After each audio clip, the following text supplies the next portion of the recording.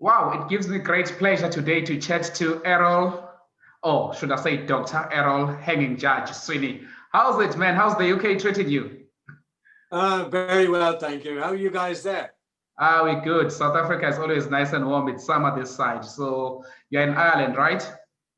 I'm in Ireland, yeah, with all those titles you just introduced me as, it take up half the program. Okay? All right, so thank you so much.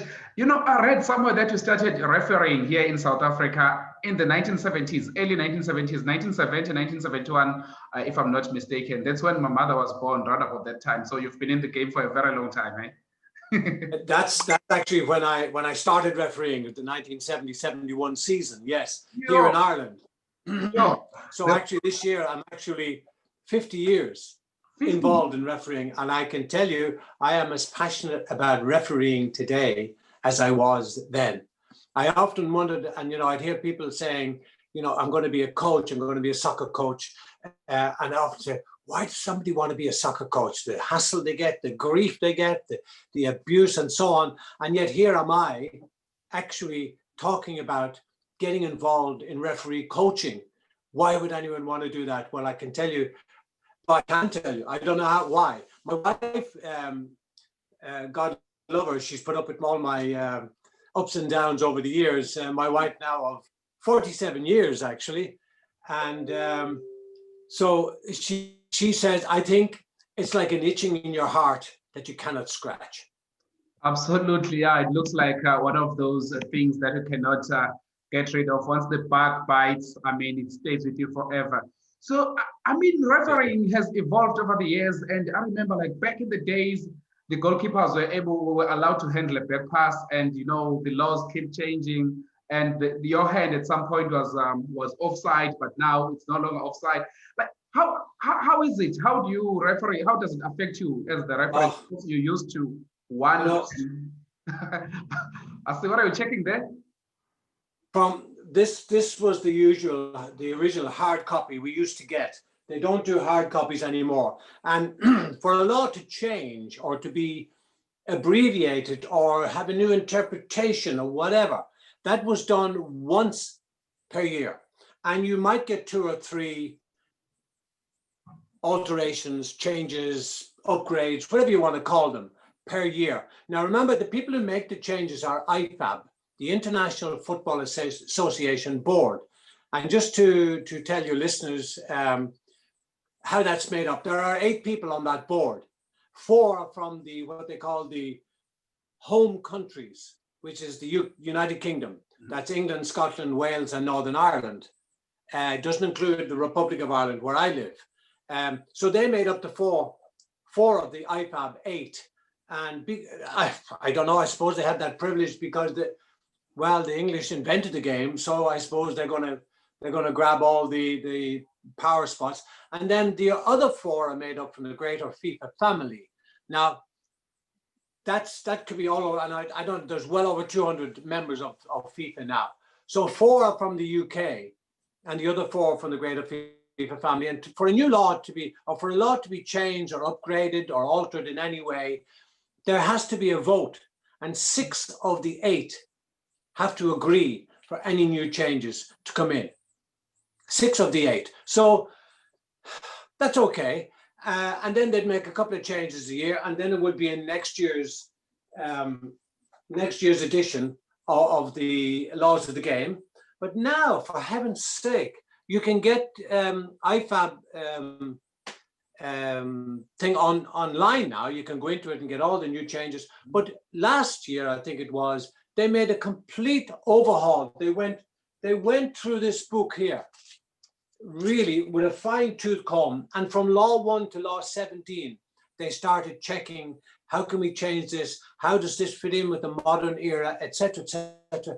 And I'm telling you, you've probably been watching penalty kicks. What's a penalty kick now? Oh my goodness, I'm not sure. Well, I do know, but I can understand how the ordinary guy out there can be confused. And then you also have the offside, because you have the top part of the arm now from about here to here, which is no longer offside, because you can score with this. So you can put your elbow out your shoulder and you can score with the top part of your arm.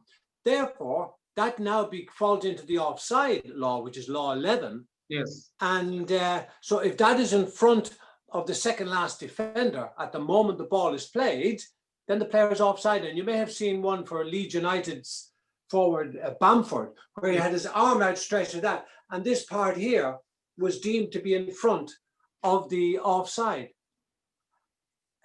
Just one other thing on that offside, the old story about you have to, well, you used to have, if you're level, you're offside. Now, if you're level, you're onside. And if there's a doubt, the doubt goes to the attacking player. And FIFA or IFAB changed that to encourage more goals and so on. Now, that particular part, they may throw that out at the next meeting, because there's no more, if there's a doubt, it goes to the attacking player, because there is no doubt, because VAR rules out that doubt part, as it has done on many occasions now. And I mean, even Sadio Mane, I think, for Liverpool, was what, again, he was standing like this, and just this part here was slightly in front of the offside line. Goal was ruled out for offside. I mean, it is just, is it nonsense? Is it the way to go? I don't know. I really, I have to teach my referees. I have to say, listen, you don't agree with it and you don't like it, but that's the way it is. You gotta go with it. I mean, you're the man who should be having all the answers, because at some point you've been training some SAFA referees as well. You're going to get into that one as time progresses as well. But I want us to discuss the elephant in the room, which is VAR. Does VAR eliminate refereeing mistakes, or does it give the ref an opportunity to see clearly what actually happened and then make up his mind based on his interpretation? And does VAR help the game, or does it take it backwards? Looks like, well, you see, there's a coin. Yes. That's a €2 coin, and there are two sides to it. Yes. So no matter which way you go, there's two sides to every story. Does it eliminate the mistakes? I don't think so. But what is important to note here is that the referee has the final say. Law 5 deals with all refereeing issues and his powers and what he can do, etc., etc. At the end of the day, it clearly states that the referee's decision is final on all matters related to the game, including when a goal is scored or not. So he has the final say. And remember, VAR, when they do this big thing, VAR stands for Video Assistant Referee. Emphasis there on assistant, because that's all it is. It's a machine which is there to assist the referee. And the guys operating it, although fully qualified Premier League referees in their own right, they are there purely to assist. Don't forget that word. And at the risk of being boring and monotonous and repetitive, I'm going to say it again, assist. It is there to assist the referee. At the end of the day, the referee has the final say. And I sometimes think, and this is a personal opinion, I sometimes think that the referees depend far too much on VAR to make a decision for them instead of making the decision themselves. The protocol said that they listen to what's being said in their ear. If they don't agree with it, they can then go to the pitch side monitor and look at the monitor and then make a final decision. But you know, sometimes these referees don't have the guts or the backbone to make the decisions that need to be made.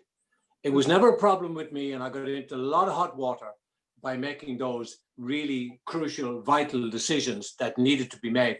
But some of the referees today are depending on this to get them out of a hole, and that's wrong.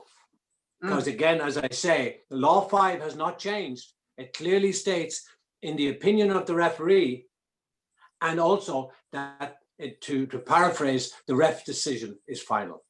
So which one do you prefer, VAR or no VAR? Do you like the modern time or your time? Again, as I mentioned to you earlier, there's two sides to the coin. Football is such a very, very lucrative sport to some and a very, very expensive sport to others. And one goal wins a game. That one win can give you promotion from the Championship. For example, I'm using the Premier League in England, from the Championship to the Premier League. Now, they said that the teams that get promoted from the Championship, which is the second tier, I suppose South Africa would be the NFT, to the Premier League is worth 160 million pounds sterling just to be promoted from the Championship to the Premier League. Now, with that much money involved, the referees are going to come under enormous pressure. So, having said that, I think it's right that justice is not only done, but seen to be done. And that the correct, and not the right or the wrong, because right or wrong is very subjective, but the correct, it's either correct or incorrect, that the correct decision is arrived at to make sure that the team wins and wins legally. But that in itself creates a whole lot of more other problems. All right, we're drinking from the pond today. Thank you so much for the finesse, the unpacking of referring issues. Now let's discuss your career. What's brought you to South Africa? Why did you come to South Africa to come and ref and also train referees in the first place? Well, I was refereeing here, as I said to you, 70, 71, and then I got on the Premier League here in 1974, 75. But literally, you know, to use that well-worn phrase now, I was an economic migrant, really, because there was a very bad recession here in Ireland. My sister, my younger sister, was 21 in 1983, and she decided she'd like to go and visit our older sister in South Africa, and she had been there from 1981. And, you know, we'd been communicating by telephone. We didn't have Zoom and Skype and all those things. And look, she said, there's work here if you want to come. If you're prepared to work, this is the place you can come here. And I thought, well, I definitely want to work. I don't want handouts from anybody. I don't want assistance from anybody. I want to work for my money.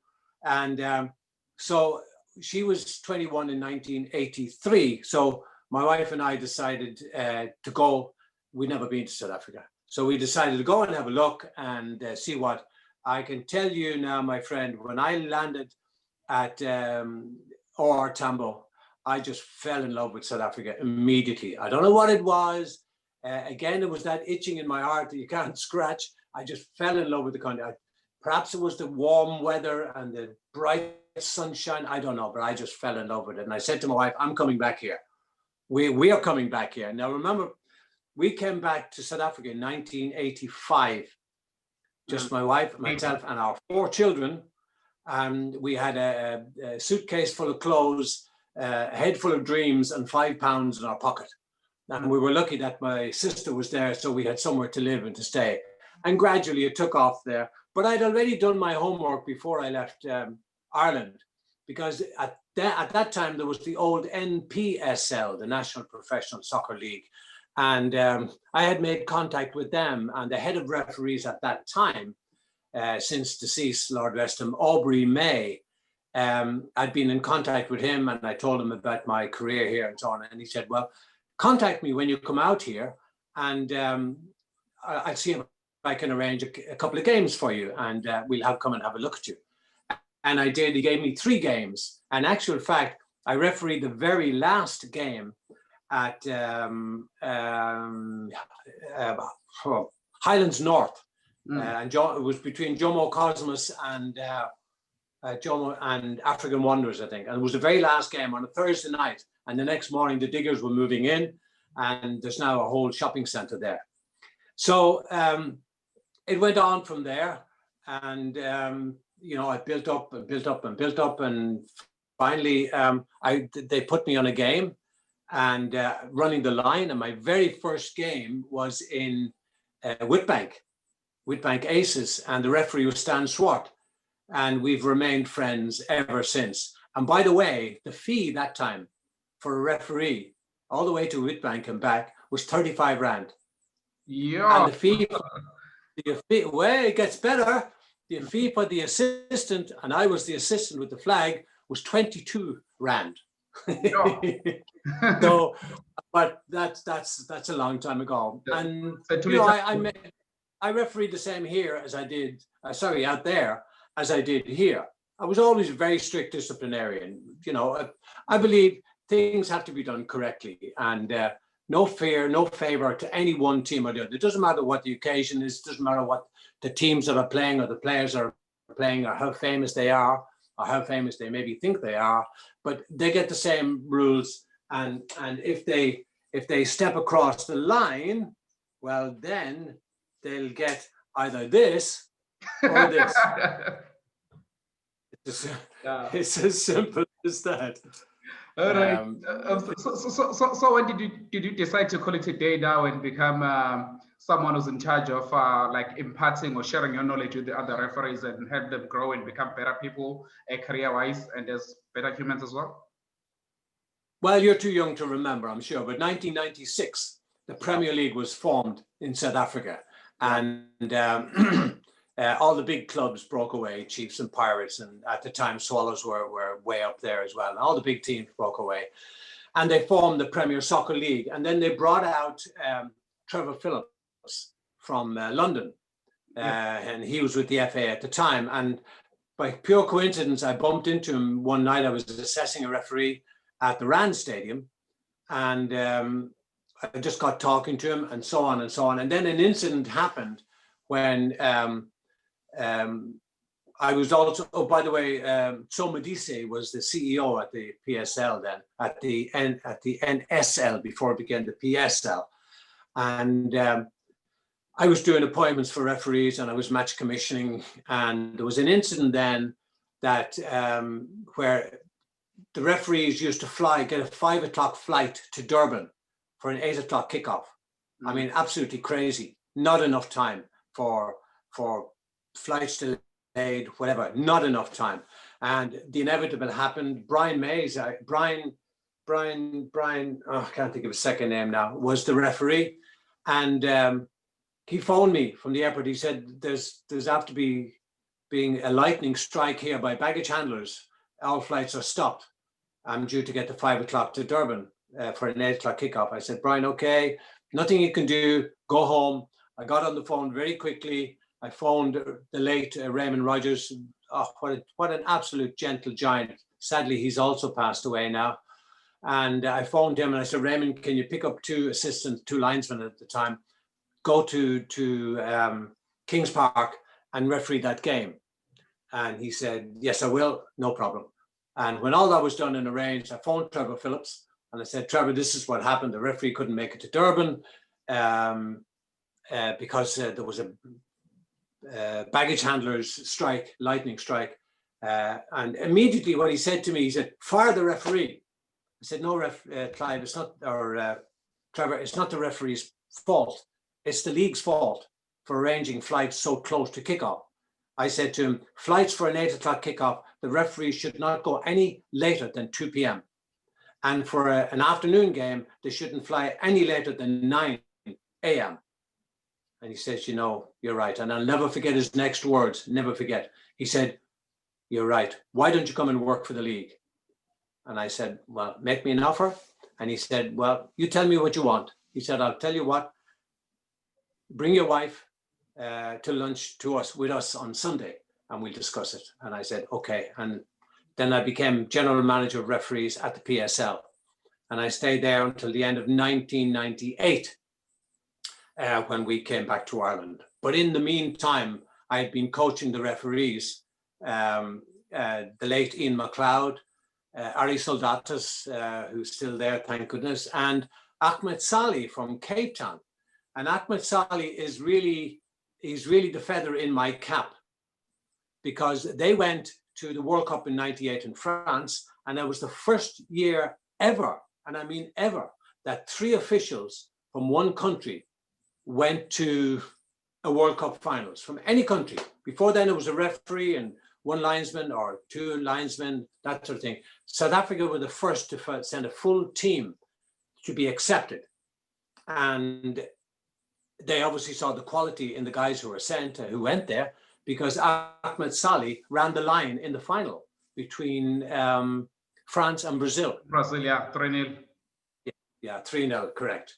And that's the feather in my cap. And I'm very proud, excuse my promoting myself, but I'm very proud to say that I coached him.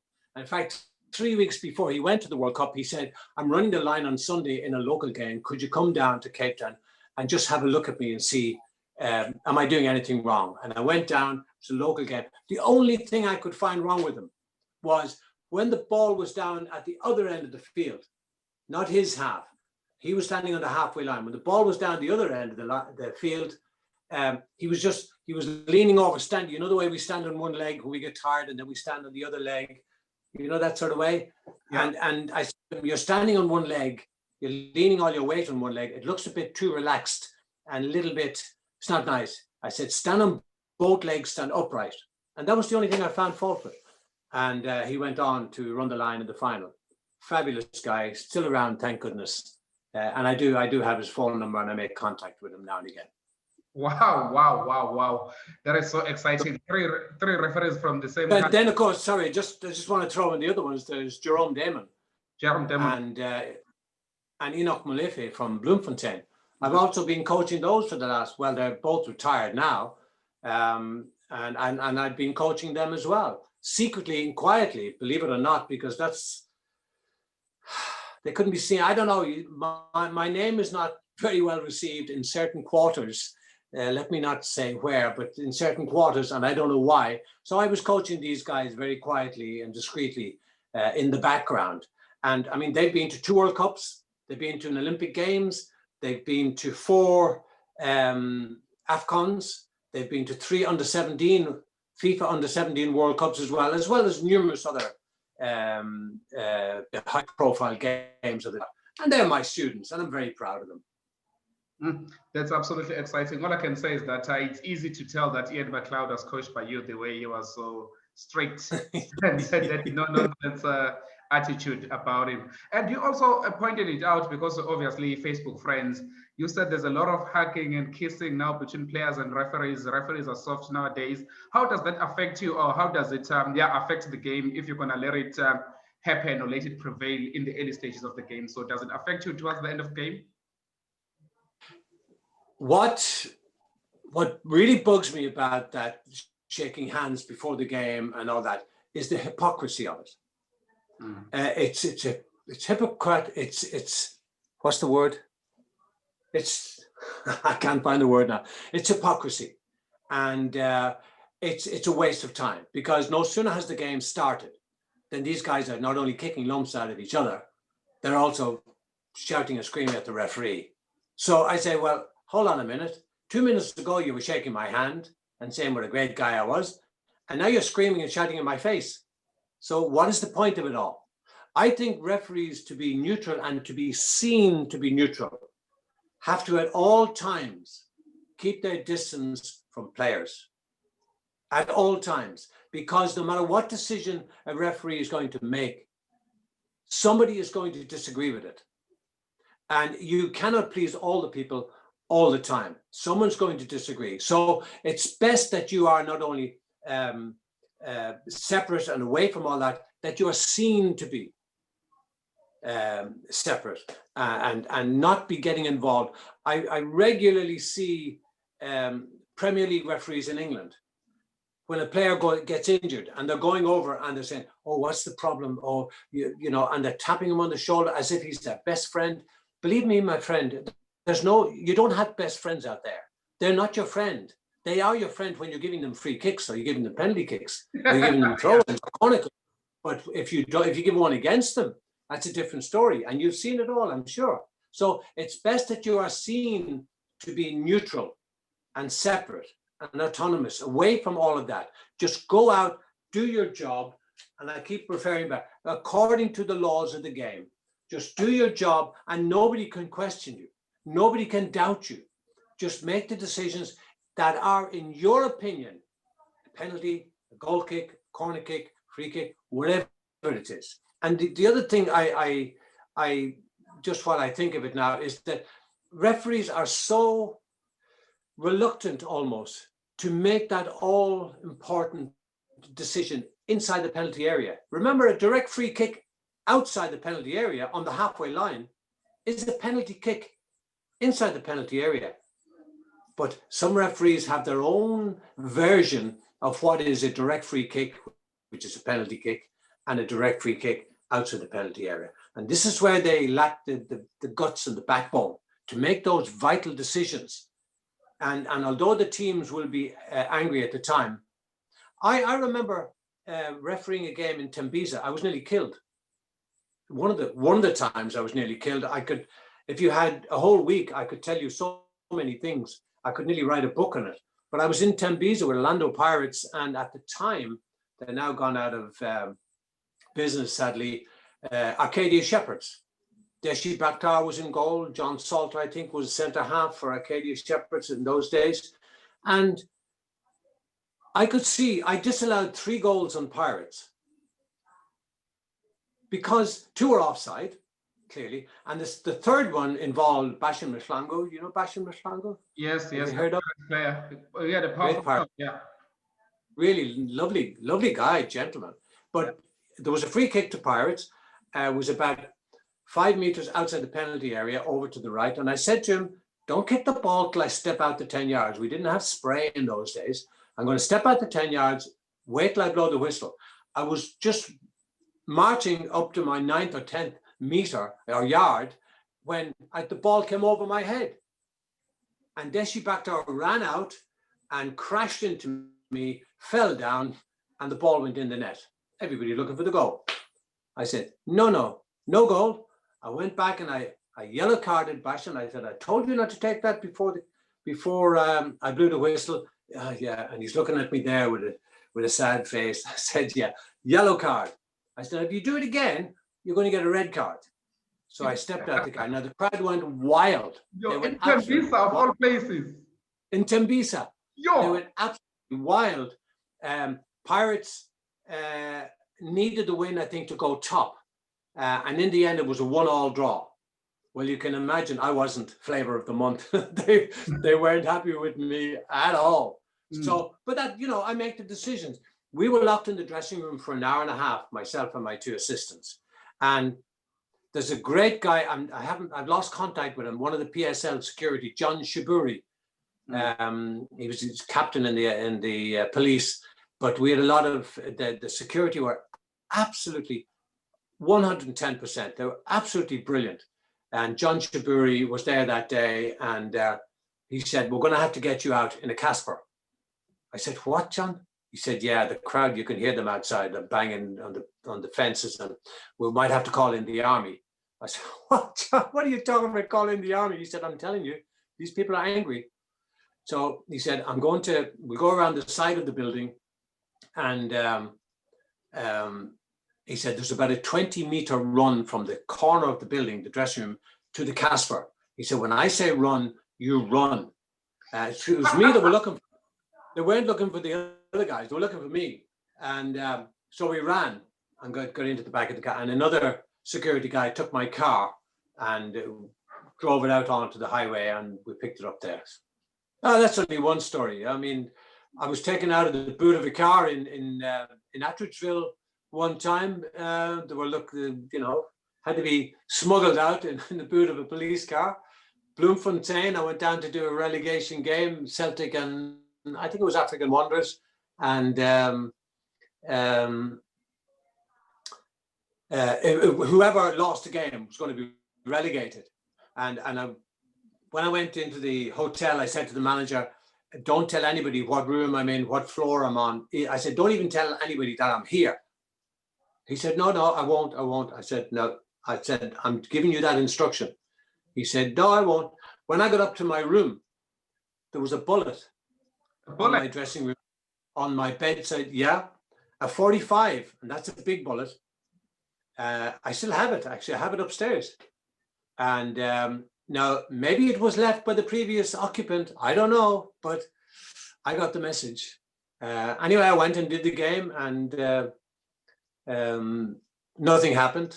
There was another time I was going to referee Morocco Swallows at George Goch. You know George Goch along the highway there? Yes, in Gauteng. Yeah, and Swallows, and I can't remember who else was playing, but it was on a Sunday, and I got a phone call to my office. I used to work near the Wanderers, and this guy said to me, he said, if Swallows don't win on Sunday, you get a bullet in your face. And I was so angry. Just before I started screaming back at him, he hung up. And anyway, I went and did the game, and Swallows lost. and nothing happened. But then again, nothing happened because of the security. I mean, the guys are very, very good. Oh, they're just a couple. I was nearly killed down in Umtata another time. And if it wasn't for the late Clarence Mlokati, the former Kaiser Chiefs director, who was match commissioner, I mightn't be here today. Yeah. Oh, yeah. Hectic stories, man. It must be very difficult to be in that position. I hear that there's been cries for you to come back and train some FIFA referees officially. Why would you not come back to South Africa and continue the good work that you've been doing? Well, nobody's contacted me. But available? Nobody. Absolutely. No, I am available. And the powers that be at SAFA have my contact details. In fact, I shouldn't be saying this maybe, but I have Danny Jordan's mobile number, cell number. I have a cell number, and he knows where I am, and lots of people at SAFA know where I am. Real Edwaba, Natasha Chiklis, they all have my contact details. Nobody has asked me. So, I mean, I can't gate crash. Am I available to train? Absolutely, I'm available. If the conditions are right and the package and the salary, obviously, and all of that is available, is correct and to my liking, yes. But nobody's asked me. Right. And I can't gate crash. You know, you can't gate crash. You have to get an invitation. Yeah. You can't just turn up and say, I'm here. I'm available. And actually, I did an interview for that job about 6 years ago at SAFA with Natasha Chiklis, with Real Edwaba, and with Dennis Mumble. And the way they were talking, I thought I had the job, but it never happened. So maybe I'm too strict, maybe I'm too outspoken, maybe I'm too forthright, but one thing for me you will never get is a lie. I'll tell you the truth. If you don't like it, well, then you don't like it. If you ask my opinion, don't expect me to give you something or tell you something that you're going to like. Otherwise, don't ask my opinion. But if you ask my opinion, I'll give you my opinion. And every human being is entitled to their opinion. It's called freedom of speech. And we all live in, well, we don't all, the whole world, but a lot of us live in a democracy. And democracy means freedom of speech, obviously without libel or defamation, of course. You can't just say anything. But as far as this is concerned, I'll give you my opinion. And I'll talk straight, and I'll talk openly, and I'll encourage, and I'll help, and I would do anything. I would do cartwheels to help referees, especially guys who are interested and wanting to learn. I have no time for messers. I have no time for people who are just wasting my time, who are not prepared to put in the effort. I expect everybody to work as hard as me. I will lead from the front, but you must come and work with me and don't lag behind. And that's another issue I do in business as well. You don't work for somebody. Sorry, you don't work. Yeah, you don't work for somebody. You work with people, and people don't work for you. You work with them, and you work together for the betterment of all. Some of us will be in a higher position. Some of us will have fancy titles, and some of us will have our nameplate on the door, etc. That means absolutely nothing, because you know, a general, if he has no troops, he's not going to win a war. Yeah, he needs the troops. They do the fighting. He's the leader, but they do the fighting. So if the guys are prepared to work, I'll work with anybody. And I will, as I did with Ahmed Salih, Ian McLeod, Ari Soldatas, Jerome Damon, and Enoch Malifi. Anybody who asks me to help them, I will absolutely help them. But don't waste my time. And if you're not prepared to go 100%, then don't waste my time either. And don't waste your own time, because you're not going to make it. Oh, yeah, absolutely. That's understandable. Fair enough. And I think this is my second last question. Have you been following the PSL? What do you make of the standard of refereeing in our domestic league here in South Africa? Well, from what I've seen, and I haven't seen a lot, but every time I do go to South Africa, and I was there in January this year, I went to a few games.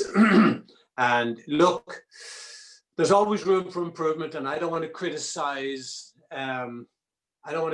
people because they may not be getting the opportunity to get the proper training that they need to raise to those levels. I just find it very sad that in a recent tournament, there were no South African referees invited. Now, why is that?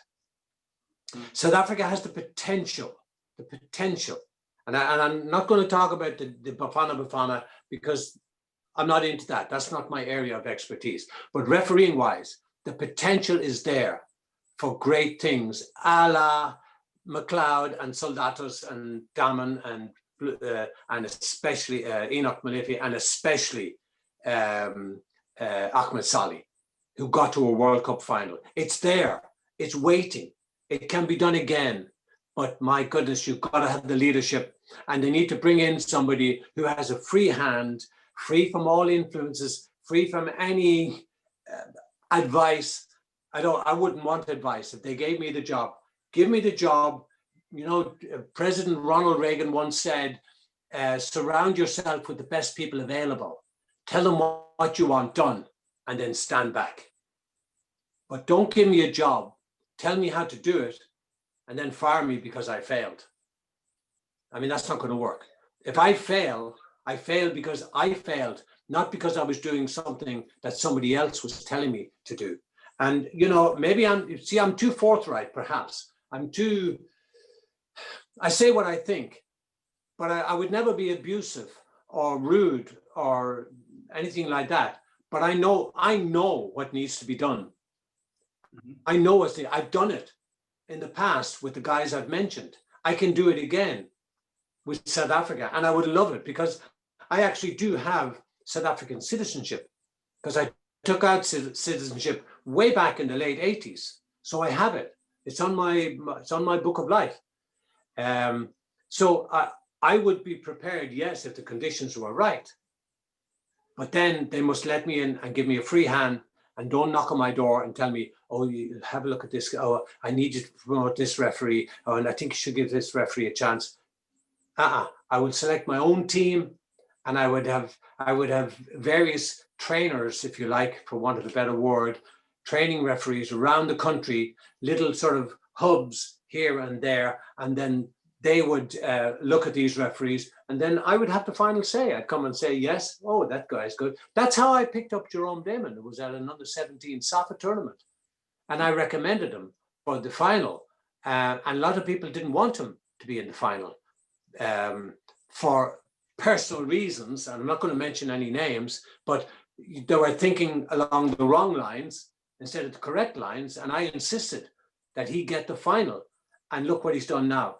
He's now a FIFA RDO, Regional Development Officer for Africa.